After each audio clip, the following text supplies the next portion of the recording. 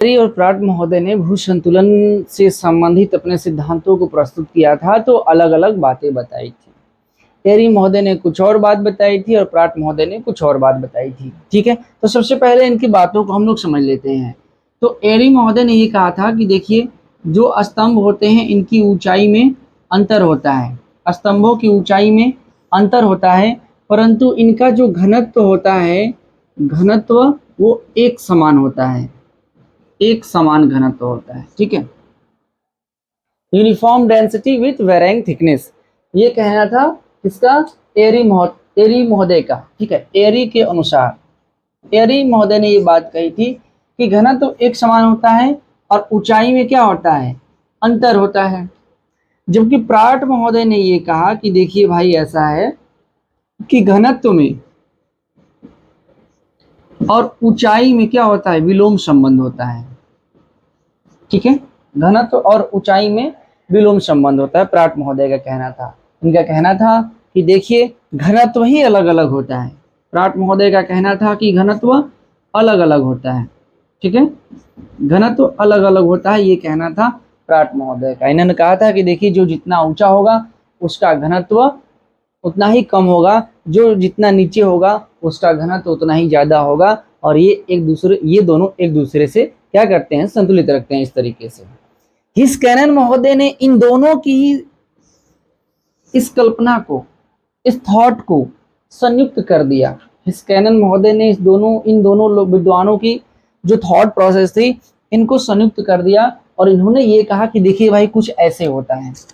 इन्होंने कहा कि देखिए, यह अगर कोई पर्वत है तथा यह सागर तल है, यह सागर का तल है और यह पर्वत है, तो इन्होंने कहा कि सागर तल पर जो घनत्व होता है वह घनत्व 2.76 होता है।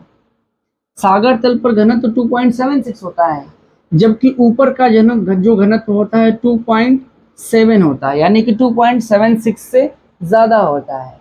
इस तरीके से इन्होंने कहा कि देखिए, जैसे जैसे हम नीचे बढ़ेंगे, जैसे जैसे नीचे की ओर हम आएंगे, घनत्व बढ़ता जाएगा, घनत्व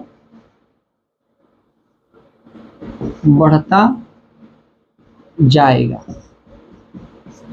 इन्होंने कहा कि जो स्तंभ जितना ऊंचा होगा, अगर हम नीचे बढ़ेंगे तो उसका घनत्व बढ़ता जाएगा। ठीक है, इसका मतलब क्या है कि हिस्कैनन महोदय ने यह कहा था कि देखिए, धरातल पर विभिन्न प्रकार के भू स्तंभ हैं और अलग अलग ऊंचाई के भू स्तंभ हैं।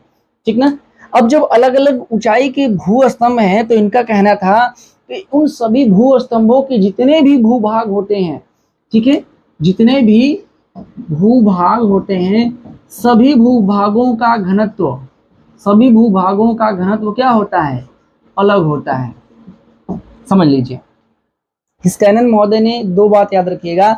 इन्होंने कहा था कि सागर तल पर, यह है सागर तल, सागर तल, इन्होंने कहा था कि सागर तल पर घनत्व 2.76 होगा, और सागर तल से ऊपर बढ़ेंगे तो 2.70 होगा, और उसके बाद और कम हो जाएगा। लेकिन सागर तल से नीचे आएंगे तो घनत्व तो इसका बढ़ता चला जाएगा। तो इन्होंने कहा था कि देखिए, ऐसा है कि जितने भी भू स्तंभ होते हैं, जैसे कि पर्वत वगैरह हो गया, तो भू स्तंभों के विभिन्न भूभागों का घनत्व भिन्न होता है, यानी कि अलग अलग भूभागों का घनत्व क्या होता है?